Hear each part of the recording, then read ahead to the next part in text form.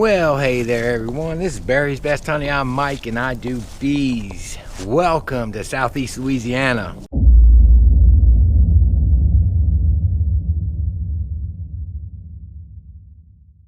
It is January 13th, pretty sure it's 13th, yeah it's the 13th. Beautiful day, it's like 45 degrees out, so the bees are flying, should be starting to fly, especially the colonies that are in the sun.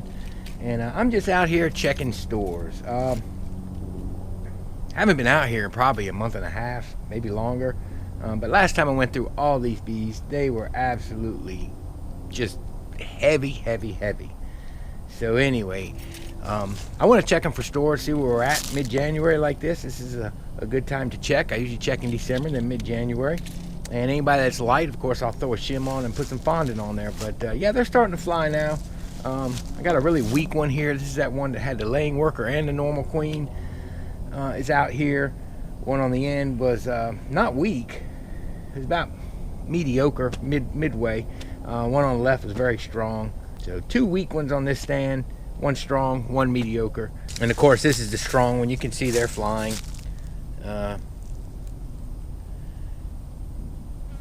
And I could put my thermal imager on that little one right there just to see what it's looking like, but it's really hard to do in the sun. They don't work good when there's any reflective sunlight.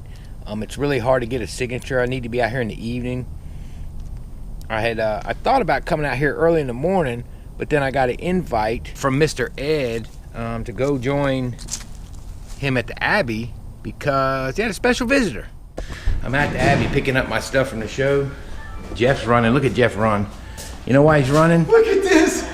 The man himself visiting us at the Abbey. Oh my word. Look at John these. Hill? You call it. Hello there, Jeff. Chris. Good to see you. Mike, good to see you, my man. Hey, Chris. We're gonna. You know we're YouTube. We're gonna do Chris video. called it. He said they might have GoPros coming by the time we got here. Oh yeah. John Hill from Hillco took a trip down to Louisiana. But yeah, we want to give this thing away and make it available as a special Mr. Ed edition extract. John, thank you so Hey, much for thank you, doing Jeff. this, Appreciate and you. I hope all of you all watching will be able to participate in this, and one of you will be a lucky winner. And Yeah, so John and Chris stopped through. Wish they could have had a day or so. We could have showed them around, but that would have been fun. But didn't work out. But got to see him anyway, and watched him and Mr. Ed shoot a video, gave him a tour of the Abbey, and then I came on over here. So glad they could come down here and visit. But got to get back after it. So I'm gonna weigh these hives really quick. Golly.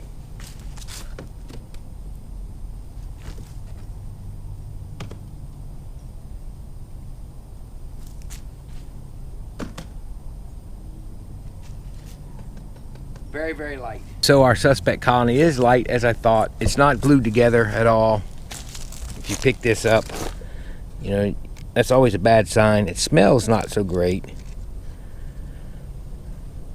There's bees in there, I heard them, but it's very light and it's got that sour smell, so not good. I'm gonna throw a quick veil over my face. They shouldn't be flying all over the place, but you never know. I don't feel like getting stung in the face, but I'm gonna check them. But I didn't expect this one to live. But let's look and see if there's any bit of a cluster. I hear them in there, but they're definitely all in the top and they're very small. I'll talk about that in just a minute with our upcoming temperatures.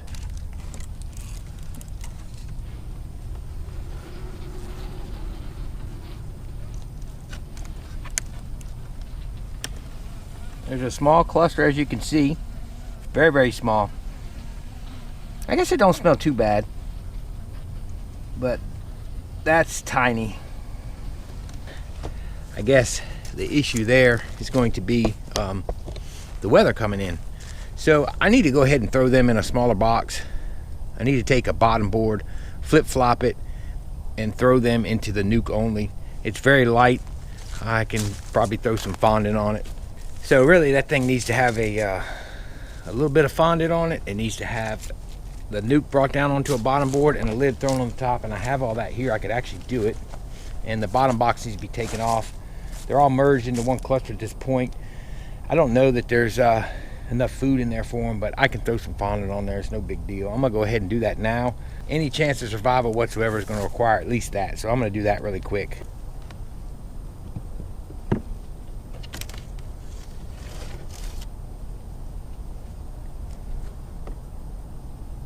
So we got to get that off, because that's a bottom board I had stuck on here. Just, you have to look back at the old video to see what I did.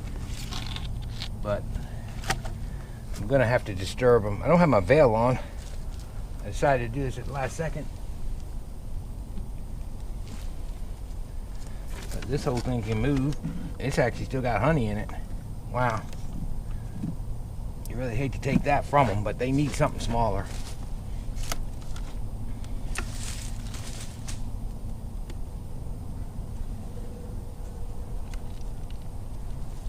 Ooh, they're gonna be mad.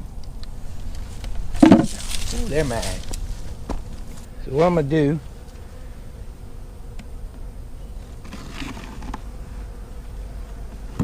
ooh, they're hot. Ouch. I got no smoke, so as they sting me, they will remember me. Well, I'm glad I put my veil on. They're eating me up. Get some gloves. So obviously I wasn't prepared for this. They're tearing me up. Woo-wee.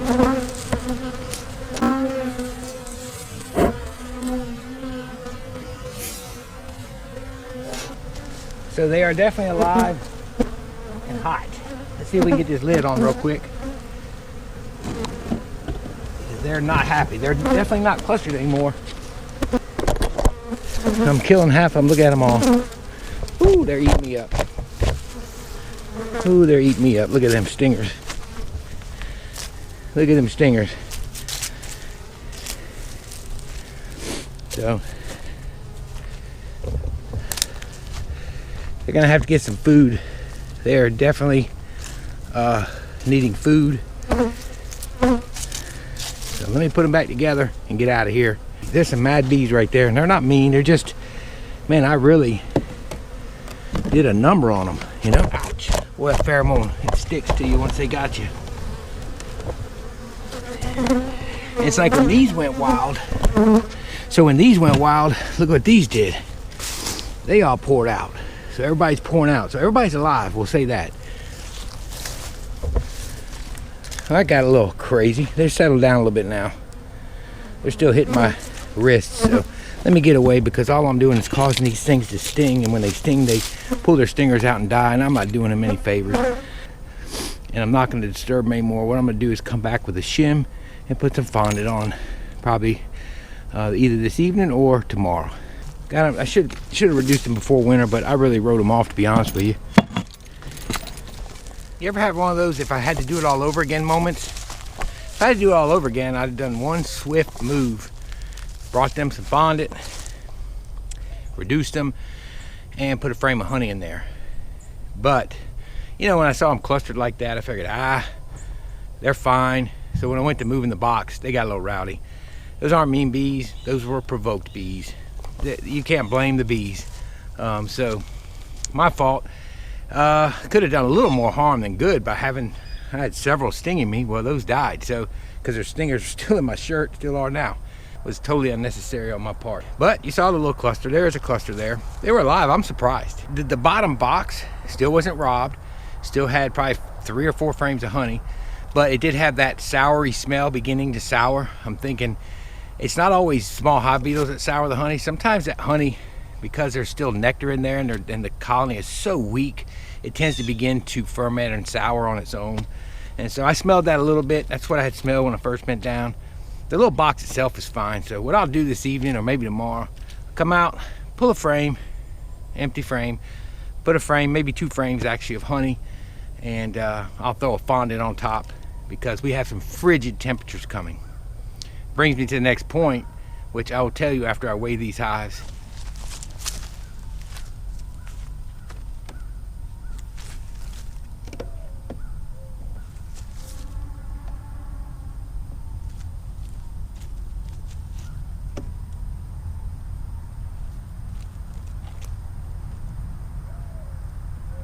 So as I suspected, everyone over here is still plenty heavy.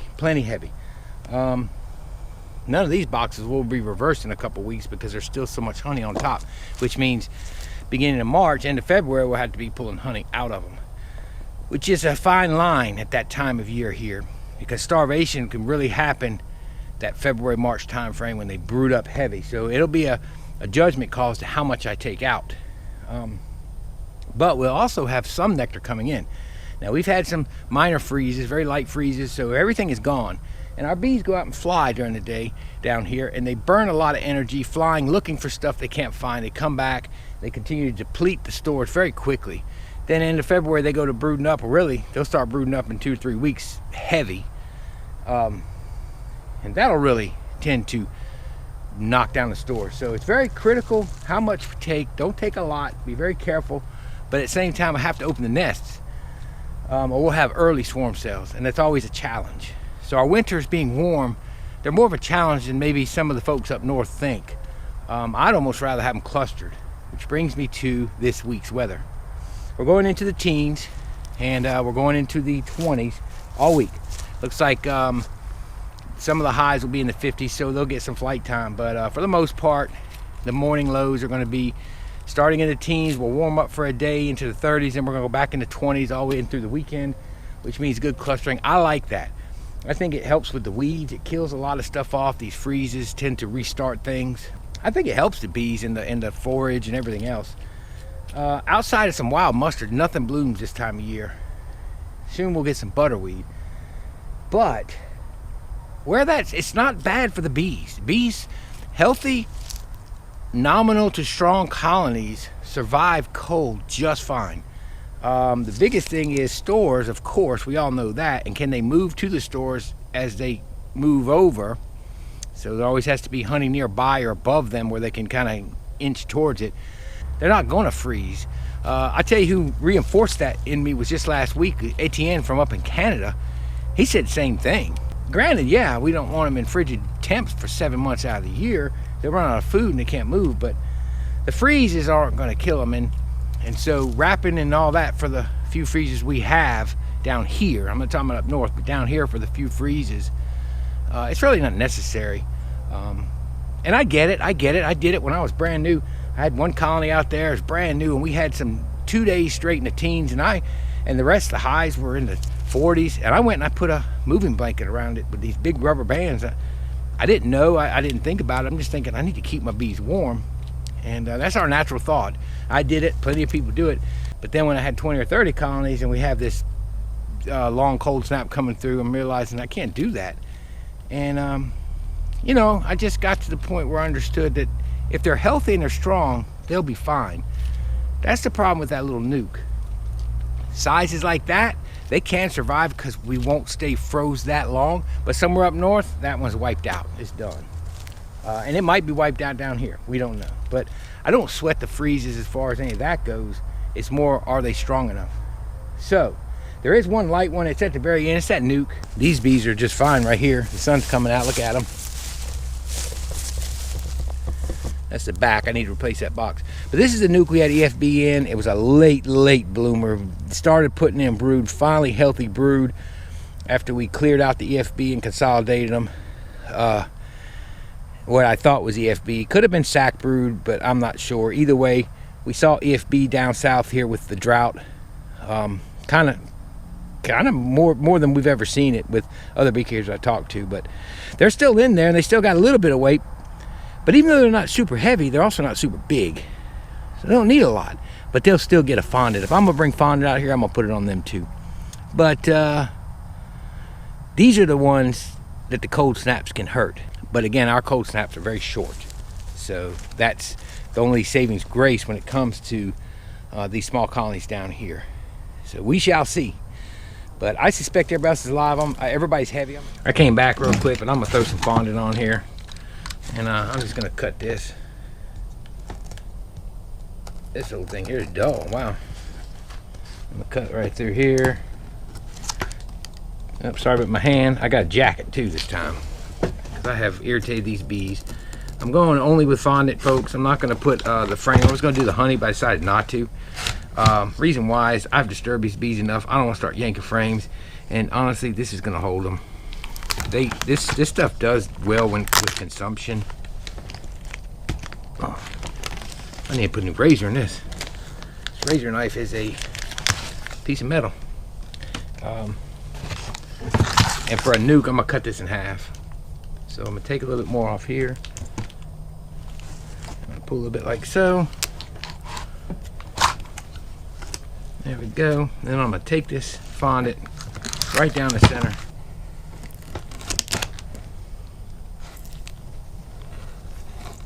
I'm gonna cut it like so.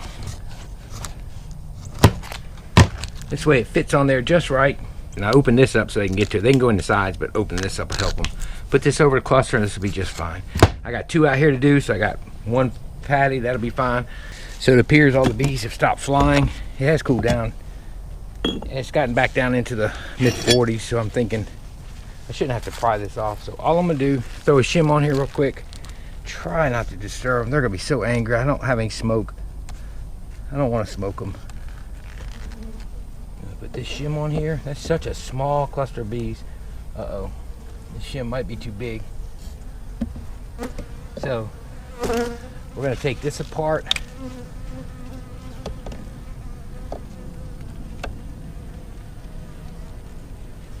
We're going to make us a makeshift shim that fits. Like so.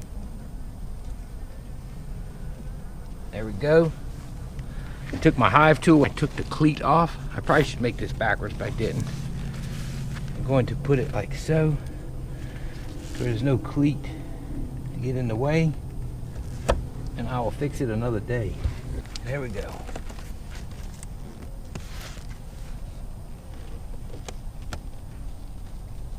Perfect. Let's put these 2 bricks back on top to hold them.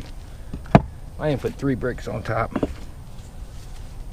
We made it work. Of course, the 2 shims I grabbed were for decoat spots. So I basically busted it apart and took the cleat off the lid and we made it work. Sometimes you just got to make things work. But we have to get fondant on them. You see how tiny they are.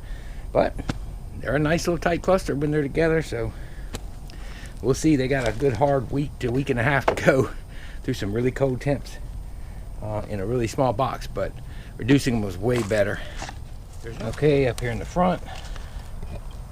Now this was the EFB colony. Now remember, neither one of these nukes that we're looking at had any time to grow whatsoever.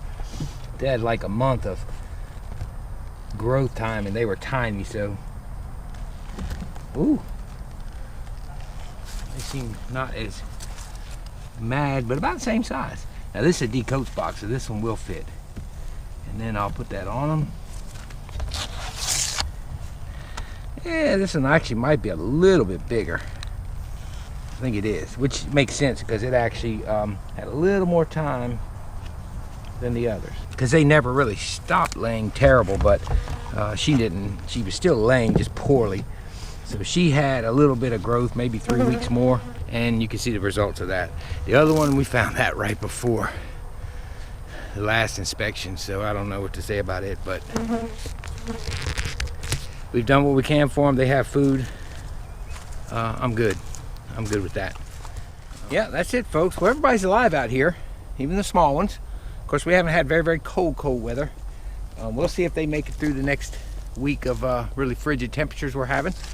And we'll go from there. But everybody's alive. Won't be long, and we won't be worrying about any cold anymore. We'll be working bees, folks. All right, guys. Well, look, I'm going to go ahead and roll on. But I appreciate all you guys watching. Hope you enjoyed the kickoff to the 2024 season. Got my first stings of the year. All right, Sperry's Best Honey. I'm Mike, and I do bees. Thank y'all so much for watching and so much for your support. Y'all have a wonderful, wonderful week, and may God bless you. We'll see y'all later.